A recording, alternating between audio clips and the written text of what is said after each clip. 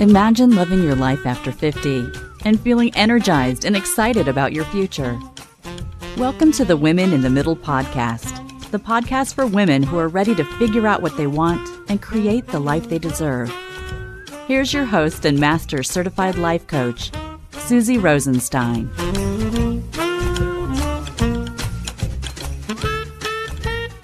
Hey there, welcome back to the podcast, Women in the Middle. I'm your host, Suzy Rosenstein, and I am so glad to be here with you again for this week's episode, which features another interview with someone who has some interesting perspectives to share with women in the middle. Today, we're talking about taking a feminist look at midlife and body image.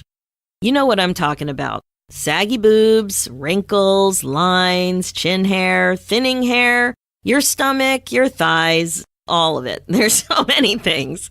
Now, before we go any further into the episode, I have to warn you that today we're dropping more than a few F-bombs on the Women in the Middle podcast. So if you're listening while driving with the kids or listening to this episode out in the open with other people walking around, you may want to pop your headphones on or plan to listen another time. And if you're offended by this level of cursing, you may want to take a pass on this episode. And if you don't care, then you're in the right place. Okay, ladies, let's dive in. Every once in a while, I interview someone who just freaking cuts to the chase and shares in a way that makes you laugh and think so hard your brain hurts. And this week, it's one of those unique interviews. My special guest today is the one, the only, Cara Loewentheil. Cara is a master certified coach and host of the Unfuck Your Brain podcast. 3 years ago, she did what every Jewish parent dreams of for their child. She left her legal career running a think tank to become a life coach. Now she teaches feminist women how to undo the effects of the patriarchy in their brains and create true, authentic confidence from inside. She's grown her coaching business from 0 to 7 figures in the last 3 years and is passionate about teaching women how to overcome anxiety and self-doubt so they can take on the world. Cara and I are both instructors at the Life Coach School where we met earlier this year. My eyes lit up when I realized she was a fellow short girl, and I was instantly drawn to her unique and straight-shooting perspective on body image, and I can't wait to introduce you to her here. The other thing that's so cool for me is that this interview comes on the heels of an amazing experience I had just last week with Mama Gina and the School of Womanly Arts. If you don't know about Mama Gina and her movement, you just got to check it out, and I'll post the links in the show notes. I participated in something called The Experience. Now, I'll read the description from the website. It's a live, weekend-long, one-of-a-kind, and a little bit mysterious learning experience in New York City for women only. It is really designed to initiate women into a more delicious, pleasurable, and powerful way of being. And like I said, the timing of participating in that event and this interview with Cara is also delicious. Cara's expertise and focus on helping women understand what's really going on in their minds when they think about their changing bodies and self-image, it's super important to share, and I'm thrilled to do just that. Aging and your changing body is part of the midlife transition. There's no doubt about it. It's also something that can put some of us in a bit of a midlife funk. And it's also difficult to embrace sometimes how aging affects your body and your mind. So many changes. Because of socialization, we don't even question so much of what we think about these changes. We're just on autopilot with our thoughts.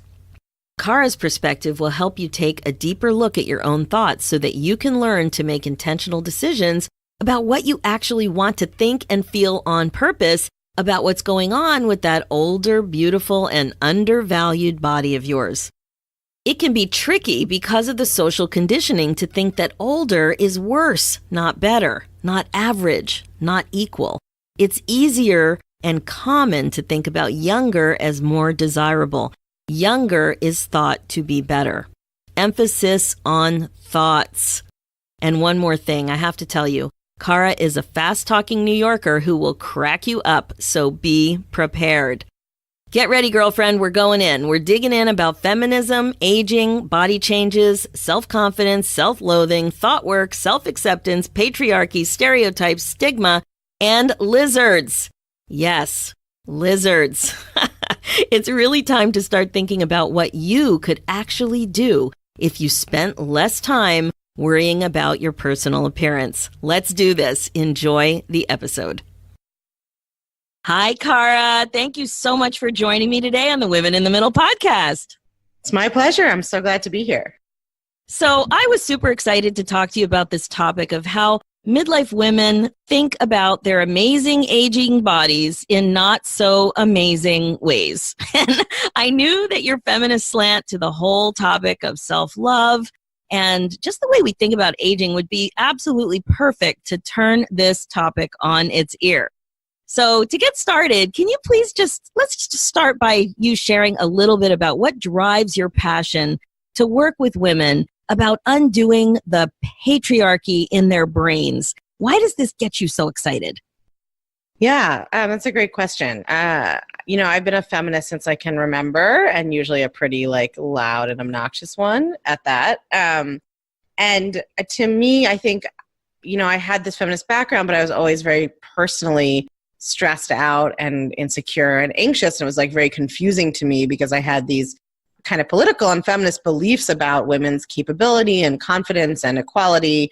But personally, I didn't feel any of that. And so when I discovered coaching work and learned how to actually change my thoughts and create my own personal development and confidence and happiness, what I realized was that a lot of what I had assumed to be kind of self-critical thoughts about myself that I thought because they were true were actually kind of the messages that most or all women get from society that I had internalized, right? That my appearance was the most important thing, that my romantic life was the most important thing, that it was good to be smart but not too smart, and I should worry a lot about how men felt at all times and try to please them and try to get their approval. So, all of this stuff that I thought was just true or just me was actually kind of the internalization of social messages and, internalized so deeply that they just came out as if they were my own thoughts. And so I kind of realized that, I spent the first part of my career until I was about 33, I guess, working for political equality. I was a reproductive rights litigator, and then I was an academic and did policy work.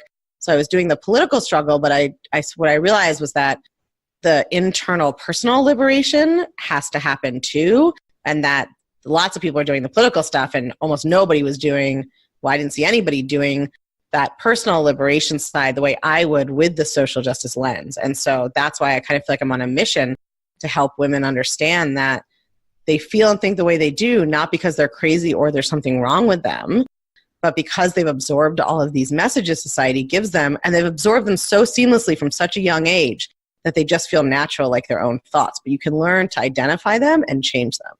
Yeah, that's so good. And I find that as midlife women, I know you're not quite midlife yet, but I know you're part of the sisterhood and you totally understand that, we start to become very aware of what thoughts we're getting from our childhood, like our parents. Mm-hmm. But what you're talking about kicks it up a notch, right? It's not just that we're getting this shit from our parents and from the way we grew up, but it's much more pervasive in society. Yeah, and some of it comes through your parents because they grew up in the same society, right? So you may remember, my mother always told me the most important thing was to find a man, and you're like, oh, that's from my mom. And it is sort of from your mom, but she got it from society, and she was telling you that, and then you had all these social messages reinforcing it. As opposed to if your mother was the most important thing in life is to collect a lot of lizards, right? Or something else that no one else was saying, it wouldn't have it wouldn't become such a deep problem. Because there's so much social emphasis on it. That's so funny. I think my kids are going to grow up with the thought about collecting lizards because we did actually have a lot of lizards. Oh, listen, my little brother, we had turtles hatching in the bathtub. We had it all. We accidentally brought a lizard back from Florida in a backpack, and then before we knew it, through the wonders of parthenogenesis, we had a family of 5. And they lasted for 9 years. And then another one of my sons ended up with crested geckos that were a breeding pair. So the whole lizard thing just really makes me laugh. Wait, you had a lizard that self-reproduced? Yes, house geckos. Oh my God. I know. And the funny thing was, first of all, it was when we found it, we found the lizard when we had just realized that we had a lot of damage from, that was kind of related to the Katrina hurricane. Mm-hmm. And even though we were in Toronto, there was a related flood. And so the house was upside down. And then all of a sudden there's this lizard running around. So I was, worried about $40,000 of damage in my basement and also how to feed this little lizard. So it turns out that I had a friend who was an expert. And so she told me what to do. And I created a perfect habitat. And the next thing I know, I'm looking in there one day and I felt like a cartoon character, squeaking my eyes going, ee, what am I looking at here? And I started screaming, there's a baby lizard. There's a baby lizard. Oh my God. And my family's like, Mommy, you are crazy. It's a cricket. I'm like, no, it's a baby lizard.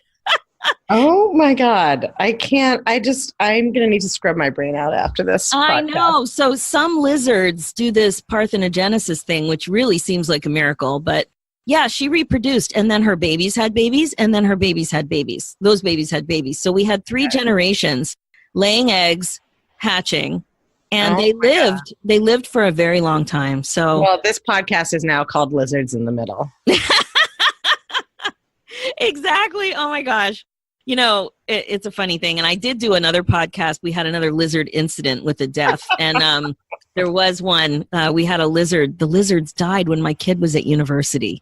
So that was like a whole thing. But anyway, we digress. So, but I think we should bring it back because the lizards were replicating the way the patriarchy replicates. Oh my gosh, that's perfect. It replicates itself and we don't even notice that it's happening, right? And it just like keeps going and keeps going.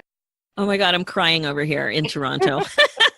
Yeah, it's true. It really does keep going. You don't know what's happening. And I love that you were doing this work, but you still didn't realize how it was affecting your life personally. Like, that's very interesting. Yeah. I mean, I think it's more like there was just this disconnect between like my beliefs about women's capabilities and how important it was for them to be confident and not care what people or men thought about them and how like whether you get married shouldn't be the most important thing about you. Like I had all these political beliefs, but then I personally was like spinning out if I didn't get a text message back from some dude that I'd only met the night before. So there was just this like disconnect there.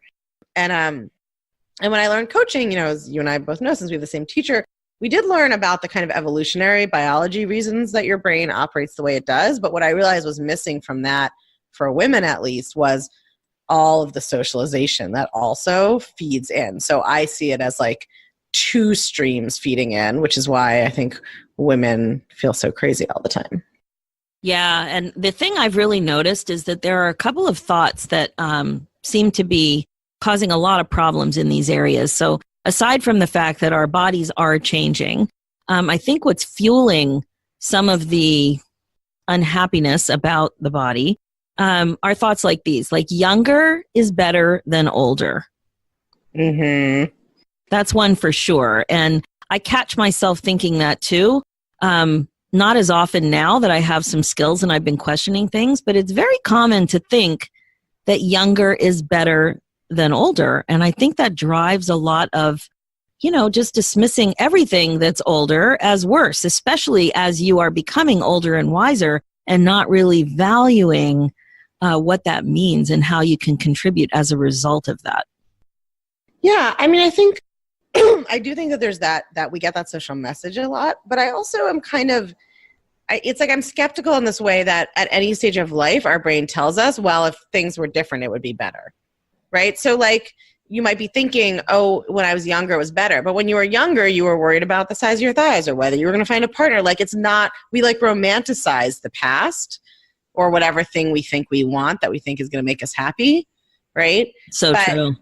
But like I have clients all the time, and one of the things that's fascinating about the age obsession is that I have clients in their 30s who have this problem because it's not caused by actually aging, it's caused by your thoughts about it. Like, so absolutely, yeah. I have clients who are like, well, my mother told me if I didn't get married by the time I was 25, I'd be an old maid, and now I'm 35, so I'm basically 80, right? Like it's all your thoughts. But so I see this in weight a lot. Women who've gained weight and are like, I only weighed what I used to weigh when I was 23. And I'm like, yeah, when you were 23, were you super confident? It's like, no, of course not. Right? You're a mess. So I think that happens with age too, that we like look back, we're like, oh, but if I was younger, everything would be better. But if you were younger, you would just have it's like Mad Libs. You'd have something else and then fill in the blank. If I was this, everything would be better. Right? Mad Libs. Mad Libs are so good. Yeah. That's why thought work is so transformative, is that you realize that it's not actually about what the number is on the scale or what the number is on your birthday or what the skin of your chin looks like, right? It's not about any of that. It's about your thoughts about it. Like, I am super excited to get older, and that's because my thoughts about it, right? And someone who's terrified of it, that's because of their thoughts about it. It's so true, and I like to think that a lot of comedians talk about this, that when you get older, you just give fewer fucks, right? It's just like, I just don't care anymore. I don't care as much about what people think.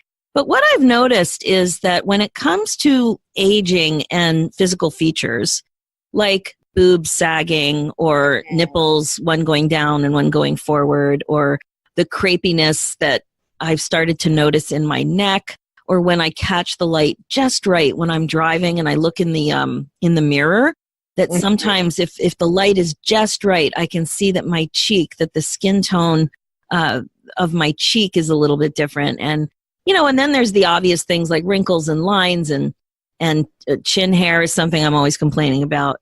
So I don't know. I think that some of these things I thought I would care less, but I'm surprising myself a little bit that I care. Like, I don't care enough to have surgery, but I care enough to spend more on cream. But it's still your thoughts that create that caring, right? Absolutely. That's the point, is that it's still your thoughts. And I think it depends on, I always think that like one of the gifts of being like a teenager who was not, conventionally attractive, or of learning to love myself as a fat woman, like one of the gifts of that is that I didn't get dependent on like the young and pretty privilege. Right?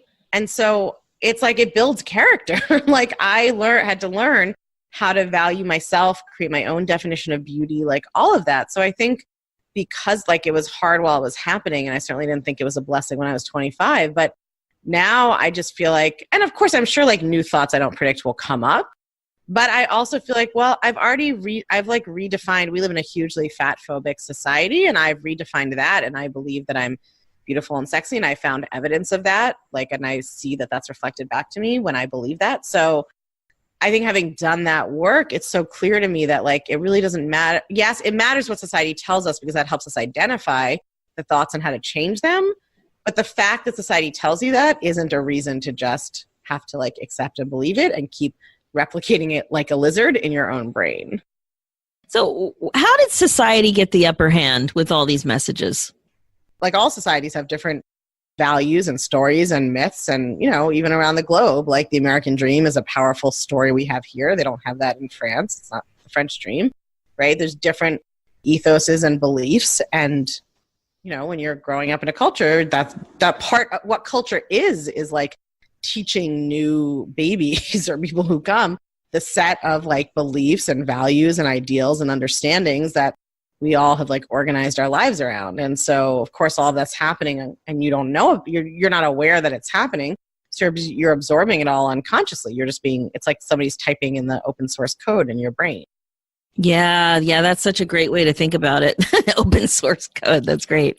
Yeah, it is super common to all of a sudden just be one with these messages, and it does take a lot of unpeeling and working backwards to really decide how you want to feel and think on purpose.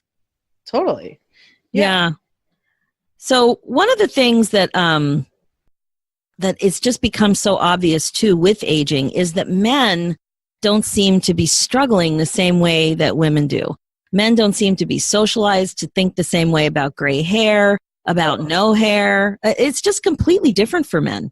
Yeah, because men are socialized to believe that their accomplishments, and particularly their professional accomplishments, are the most important thing about them. And women are socialized to believe that their appearance is the most important thing about them.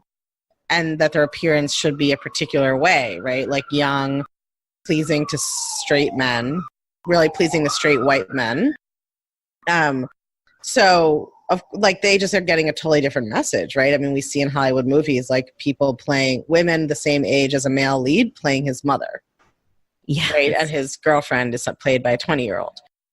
So men are taught that they can get more distinguished and, more handsome and more powerful as they age.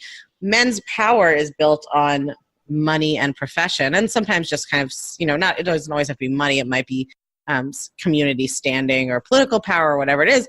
And women are taught that their power has to do with their looks and with their youth, right? That it's like a particular kind of look. But that's one of the things that I really love about the idea of getting older is that I think it's no coincidence that older women are kind of feared or stereotyped as, it's like they're either considered like, sweet and harmless and confused, or they're like malevolent witches. But I actually love that because I think, in a kind of anthropology sense, there's three archetypes of women. There's the maiden or the virgin. That's like the young, beautiful woman that, a man wants to marry. And then there's the mother. And then there's the crone. But the crone is the one who knows everything and does not give a fuck anymore. Right. And I actually think I do so much work on myself to undo all the socialization of caring, of thinking that what men think about me or my romantic status or how many men want to fuck me is the most important thing about me. Right. Yeah. And I imagine there will be so much, the less that I care about that, the more free I feel. Right. And so and I'm not saying that older women don't care about being sexually attractive. Of course, sexuality exists at every age. But I think the reason that old women or the crone are considered so scary is that their life isn't based around how fuckable they are. Right. And so they know so much. They're wise. So they're the ones who are considered to have healing powers or magical powers or to know the wisdom of nature and folklore. These are the women whose life is not organized around catering to men anymore, and who then have so much wisdom and knowledge and power. So I just think the crone is such a powerful archetype, and I'm excited. If I could just live in the woods now with my cauldron, I think I would be happy. I'm excited to give less and less fucks about whether or not I look like a 19-year-old on the cover of Glamour magazine. I love that way to look about it and to look at it. And one of the things that comes up over and over with my people is that they're just closed off to the idea of what's actually possible. The message that they're getting is that there are so many things, so many stereotypes, so much stigma about aging and what's not possible, what they cannot do, that just to allow the ability to imagine what is possible and what you can do is very uncomfortable and very, very foreign.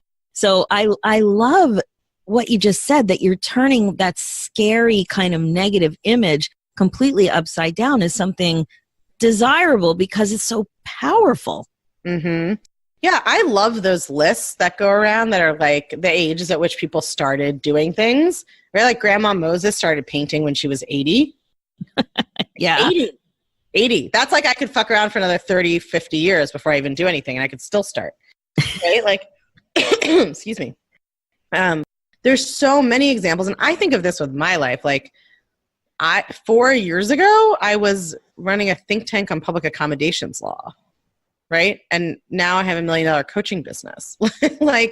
Just the amount that I've had to learn and grow and change in the last 4 years is crazy. And I do think that I'm sure this is true with kind of your clients. I see it even with mine where they're well, now I'm married and have kids and have a job. So that's it for life. Nothing can ever change now. It's already too late. Right? Yeah, I totally. should have started something this morning. I posted this thing on Instagram. So, Ocasio, the woman, this young 29-year-old who got elected to Congress, she beat this big incumbent in New York. So somebody had tweeted oh, she makes me feel bad about myself because I haven't achieved as much. And then she responded and was listen, last year, I just bought my first couch ever. Last year I was bartending and I just got health insurance 2 months ago. right? Like things can change so quickly and you're so much closer to where you want to be than you think. Yeah. So like that was so powerful. And then someone direct messaged me and was like, yeah, but she's 29 and I'm 39. Oh my God. That is not the point. Right? No, it's not the point. And I have to tell you that last year, something happened to me that was so freaking crazy that there's no way I could have imagined it. And something I made with my own little hands was featured at the Museum of Modern Art in an exhibit for 4 months. It's freaking MoMA. Like there's no way in a million years that I was 54 last year that I would have ever imagined that could ever happen in my wildest dreams. Yet it happened.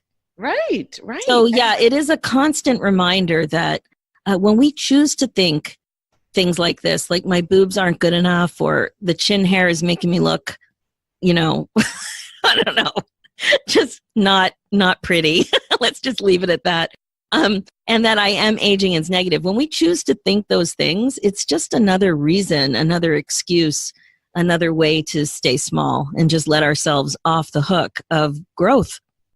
I mean, I just like, if you think about all of the mental energy that women spend worrying about their appearance, like what, if that went away tomorrow, what would we do with our lives? Like, I think we would have taken over the world and probably colonized Mars by then. Right?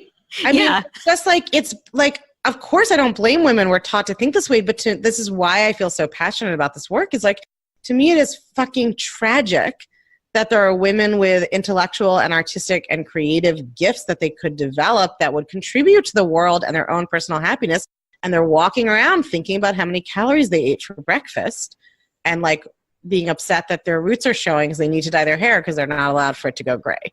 Right? Like that to me is just such a like criminal waste of human potential. Yeah, it really is. And I did a podcast and a blog about the chin hair topic, and I have been plagued with this problem, especially since menopause. And I haven't wrestled it to the ground yet. I think I have some new ideas this year. But one time I did a little calculation about how much time I wasted weekly on dealing with it, on tweezing. And when I was really thinking about it, I don't remember the number, but it's very common for me to sit down for 15 minutes in a shot and tweeze, right? I have my 10 times magnification mirror and I have an assortment of tweezers. And when I started to really think about it, I listen to podcasts while I'm doing it. I set up the bathroom. I get all comfy cozy. And what's happened is that I started, it's like a couple hours a week for sure. Mm-hmm. And I started to think that once I solve this problem, I would be sad not to have that time. And I guess it got mixed up in my mind. And that really reminded me of one of the first jobs I had in public health in the 80s was as a tobacco use prevention officer in public health. And we were working on one of the first bylaw in Canada to get tobacco use out of the workplace. And I interviewed managers of different size businesses. And one manager of a small kind of business, she tracked how much time employees took smoke breaks. She would track it. And she realized that it was the equivalent of about 2 weeks a year. And, with smoking doesn't feel relaxing, but it's interpreted as relaxing because even though it's speeding up your heart rate, it is you're breathing deeply and you're taking a break. Right. And I think that's kind of what's happened to me with tweezing. Well, and I don't think that's an accident because women are encouraged to spend so much time and money on physical maintenance, they're encouraged to think of it as like a hobby. Yes. Right? And like it's the time you have for yourself is the time you spend conforming to patriarchy's beauty requirements. And like we all are, like I'm complicit in this too, and I think we all are. But I notice like I'm sometimes resentful of the time where I'm like, I have to do this thing in order to present a certain way, in order to be taken a certain way. Yeah. But at least like we're aware of that. And I think it's so important for women to develop the ability to have time and creative pursuits for themselves that listen, makeup can be an art. I'm not saying it can't, but like the beautification of your physical body for other people to enjoy shouldn't be your main creative or relaxation outlet. Right. And I shouldn't be hiding out in the bathroom in order to secure that time. Right. Like, what if you were like, hey, family, like, I'm going to be in the bedroom for an hour with the door closed with my podcast and my candle and my pillows, and I don't want to hear a word out of any of you. Like, yeah, exactly. Yeah, that whole tweezing thing really did make me think about a few things. And I don't know. Anyway, it is on my agenda again this year to deal with. And I feel success coming on. But I am very aware of the spin-offs around tweezing, and it really, and the way I think about it is that there's something wrong with me, right? And I don't like that. I don't like thinking that way, and it makes me feel like shit. So that has to stop. Yeah, and I just think that women don't know, because no one's taught them how, that you are allowed to develop your own definition of what looks good, right? Your own definition of beauty. And the truth is, I think that naturally, if we are not deluged with cultural messages, like, we tend to be attracted to and find appealing people close to our, like, I notice for me when I look at, so I'm 37 now, and now men in their early 50s look kind of young and normal to me. And like men in their 20s look like children. Right? Like, that's changed as I've gotten older. When I was 22, men in their 50s looked very old and weren't attractive to me. And now they are. So this idea that like men are only, or, you know, whoever is only attracted to 25-year-olds, or only 25-year-olds are beautiful. Like, that's what we see in all the media and advertising. And that's what we're told is beautiful. But you are allowed to create your own definition of beauty. It is possible to see yourself as beautiful, even if you don't match up with like the prevailing cultural norms. And this stuff is complicated. Like, I, you know, think that I live it's subversive of me in some ways to be confident about my beauty and sexuality as a fat woman, but I'm also white. I have white privilege. I'm very femme. I have long hair. Like, I still perform that femininity in a way. But there is, even if so I'm not saying that everybody has to, like, I don't know, stop shaving their legs and only wear Birkenstocks and like house dresses, right? Like, having an 80s flashback. Yeah. But you are allowed to find yourself beautiful, even if your tits don't look the way they used to. Yeah. And like, who says that the way they used to was better? Like, that's what I'm trying to get at, is we just assume and don't question that what it looked like was better. And I will tell you, I have like dated as being like, 30 and a size 8 or 10, and being almost 40 and a size like 18. And my sex life, my dating life, anything that has to do with how other people perceive me visually, the amount of compliments I get on the street, all of that is so much bigger now because I'm so different inside.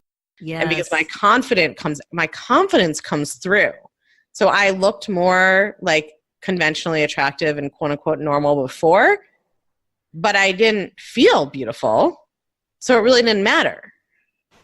Right? That's so like, right, yeah. What we want is to feel confident and beautiful about ourselves. And we think we'll get that if we make ourselves look such a way that like other people will approve of us, or we will think we will like, it's like we want to change our bodies to get the thought that we're beautiful, but we are allowed to think that now about how you look now.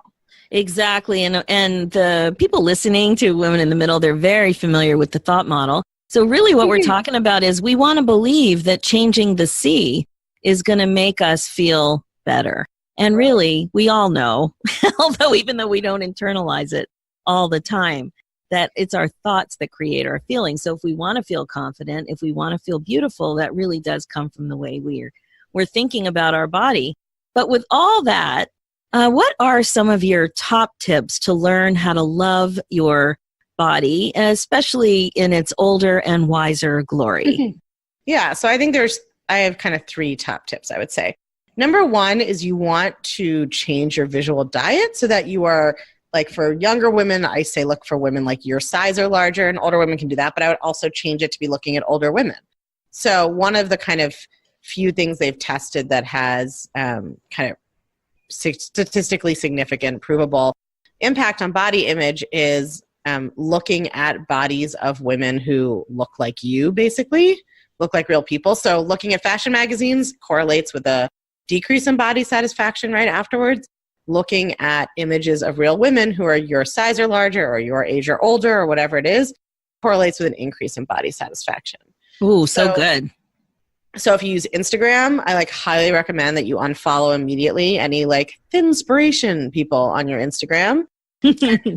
Follow. And there's a lot of amazing older women out there doing incredible things, whether they're like, they might even be older models, right? Or they might be CEOs, or they might be actresses. Like Helen Mirren is actually like kind of she's beautiful, but she kind of is like a normal looking middle-aged woman.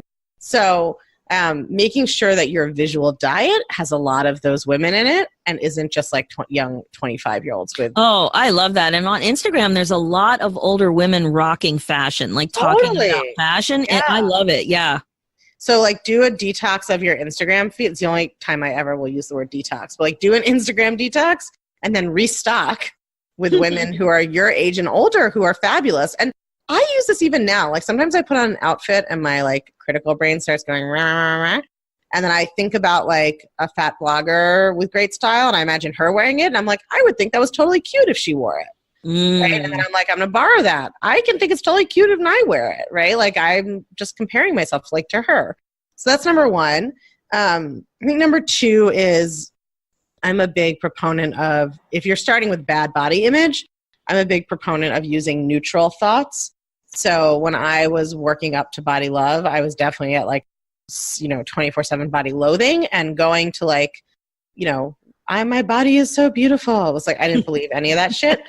So I spent a whole summer walking around New York going, this is a human stomach. I have a human stomach. And I spent a whole summer going around New York looking at every time I saw a thin, conventionally attractive young woman and assumed her life was perfect, I would think to myself, all beings suffer. Now I tell my clients even Beyonce got cheated on, right? But it's like the same idea as like noticing what you're attributing, right? You're like, oh, I want to look like that, so this. So my life will be perfect and I will feel beautiful and no one will ever hurt my feelings and I will always be happy and rich and young, right? Like, so definitely working with really neutral thoughts. Like, this is a human chin. Many women have chins like I do. Some beautiful women have chins like I do, right? Like some kind of neutral thought. And then the third one is really thinking like, women are taught that their bodies are objects to be decorated, but your body is not an object. It's a home. It's an animal you live in. And focusing on all the amazing things, like your body is doing an incredible amount of like really complicated cellular processes every second just to keep you alive. And that's amazing. It's a miracle. Right? It really is. And focusing on that rather than like, okay, so your body didn't have time to do all that and keep your chin hair at a certain amount, like give it a break. It's like, it's doing a lot, right? And so it's really focusing on like, and if you are athletic, even better, you can, not even better, but like you can think about what your body can do. But I'm actually somebody with some like chronic illness pain stuff. So I'm not super athletic. So for me, I can't be like, and it runs a marathon. But it doesn't have to. It like keeps me alive. It breathes. It digests my food. It does all of this stuff for me. And it's not just some object for me to like manipulate for other people's approval.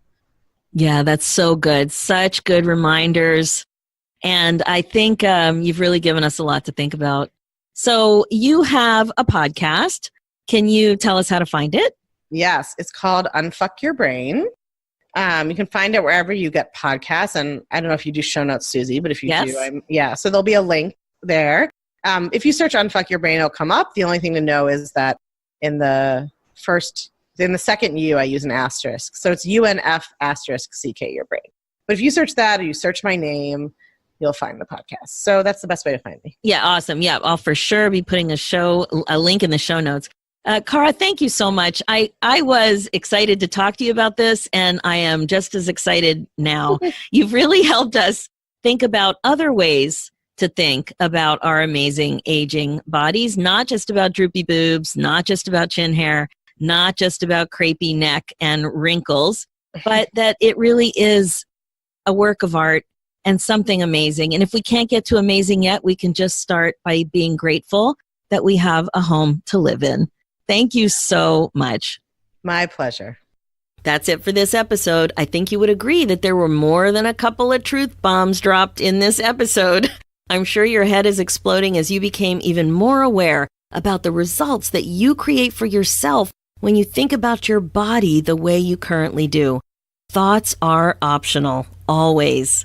Now you have even more awareness and more ways to think about other ways to think about your amazing body. You can start by being grateful for your body because after all, it gives you a home to live in.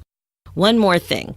I want you to consider that improving self-image is really part of self-care. Really think about where you want to be this time next year.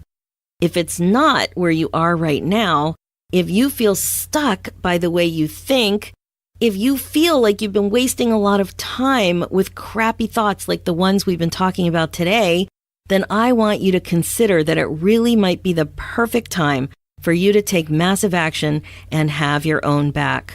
You can make a change if you want to. You can get excited about your life again. So why not take the first step? Just head right over to www.talktosuzy.com and book a 10-minute call with me to talk about options to work together. Go ahead and apply. It's the first step. It's just a chat, and it's just to see if we're a good fit. It's a beautiful, risk-free gift that you can give yourself, and I can't wait to see your name in my calendar. If you like what you've heard on today's episode, just head over to the Women in the Middle podcast on iTunes and leave me a review. That would be awesome. Check out the show notes with more information and links at www.suzyrosenstein.com.